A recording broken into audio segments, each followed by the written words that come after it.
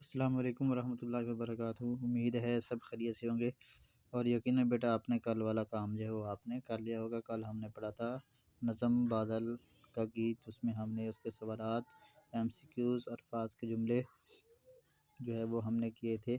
امید ہے آپ نے ان سب چیزوں کو اچھی طریقے سے یاد کر لیا ہوگا۔ آج ہم پڑھیں گے سب سے پہلے تذکیر و تانیث۔ جنس کے لحاظ سے اسم کی دو اقسام ہیں، یہ MCQs بھی آ سکتا ہے کہ جنس کے لحاظ سے اسم کی کتنی قسمیں ہیں؟ دو قسمیں ہیں، مذکر اور مؤنث۔ اب اس کی پہچان کیسے ہوتی ہے؟ جملہ بناتے وقت اس بات کا خیال رکھنا ضروری ہے کہ اگر اسم مذکر ہو تو اس کا فعل بھی مذکر ہوگا، اور اگر اسم مؤنث ہو تو اس کا فعل بھی مؤنث ہوگا۔ مثلاً ہم نے روٹی کھایا، تو یہ جملہ غلط ہے کیونکہ روٹی جو ہے یہ مؤنث ہے، تو یہ کھایا نہیں آئے گا بلکہ یہ آئے گا ہم نے روٹی کھائی۔ اسی طرح میں اسکول گیا مگر میرا بھائی نہ گیا، میری گڑیا پیاری ہے مگر میرا بالو پیارا نہیں ہے۔ ان جملوں سے واضح ہے کہ مذکر اسماء کے ساتھ فعل اور صفت بھی مذکر بولے اور لکھے جائیں گے، جب مؤنث کے اسماء کے ساتھ فعل اور صفت وغیرہ بھی مؤنث، مطلب جب مؤنث کی بات ہوگی تو اس کے ساتھ اس کا فعل اور اس کی جو صفت بیان کی جائے گی وہ بھی مؤنث ہوگی، اور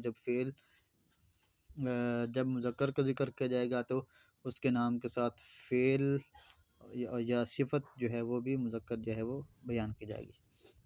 آگے کویسچن نمبر 6 ہے، اس نظم کو غور سے پڑھیں اور بتائیں کہ بادل، زمین اور ہوا مذکر ہیں یا مؤنث۔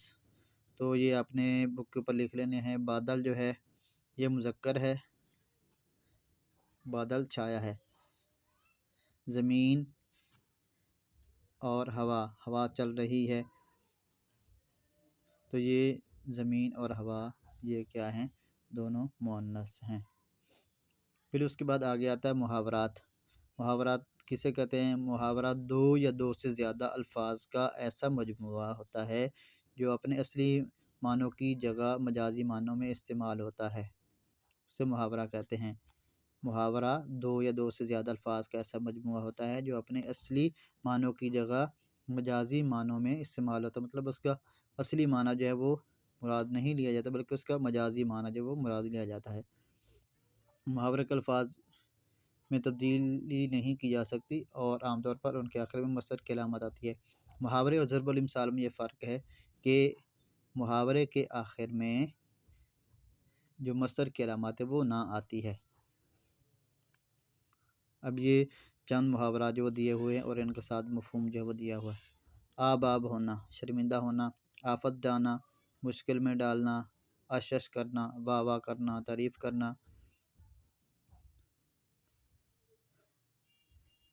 کلی کھلنا، راز کھلنا، اصلیت ظاہر ہونا۔ اس کے بعد آگے ہے ضرب الامثال۔ ضرب الامثال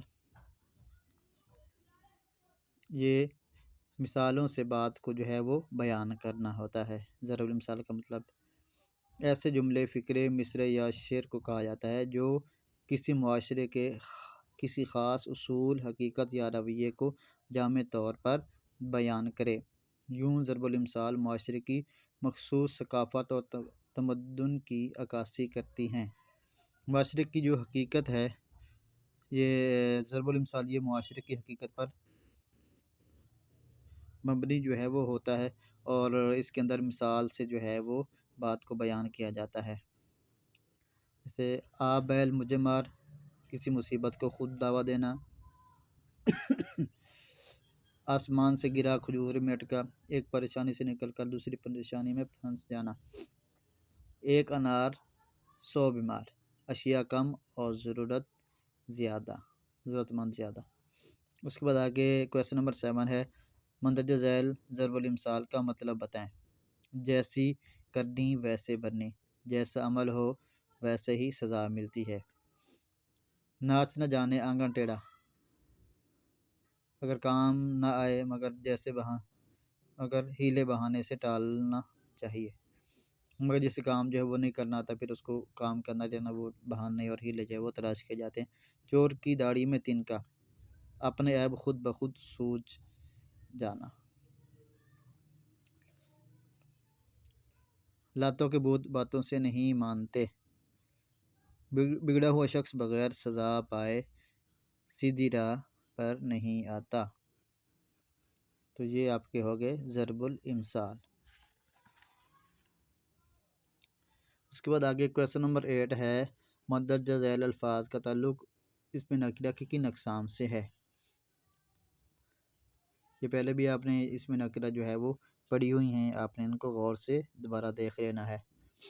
تو بھنڈی یہ اس میں ذات ہے کیونکہ یہ ایک چیز کا نام ہے، بلی یہ بھی اس میں ذات ہے، چوہا یہ بھی اس میں ذات ہے، بزدل، اب بزدل جو ہے یہ صفت بیان کی گئی ہے تو یہ اس میں صفت ہوگا، چلاک یہ بھی صفت بیان کی گئی، یہ بھی اس میں صفت ہوگا، اجرت، اجرت کہتے ہیں معاوضہ پیسہ، تو یہ ہوگا اس میں معاوضہ۔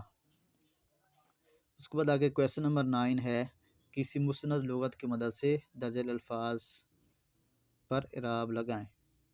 تو یہ ہے سمندر، شوخ، وطن، پربت، بپھرا، دمکا، مسکرانا اور زندگی۔ آپ نے یہ جو ہے اعراب یہ آپ نے اپنی کاپی کے اوپر لکھنے ہیں اور کسی اچھی سی ڈکشنری سے جو ہے نا وہ دیکھ کے اس کا درست جو تلفظ ہے اور اعراب جو ہے وہ آپ نے صحیح اس کے اوپر لگانا ہے۔ امید ہے بیٹا آپ کو ان سب باتوں کو جو ہے سمجھ لیا ہوگا، آپ نے ان کو توجہ کے ساتھ سننا ہے، پھر بک کے اوپر جو وہ لکھنا ہے اور پھر ان کو اچھے طریقے سے جو ہے وہ یاد کر لینا ہے، اور یہ ضرب الامثال اور جو اعراب ہیں وہ آپ نے کاپی کے اوپر جو ہے وہ لکھنے ہیں۔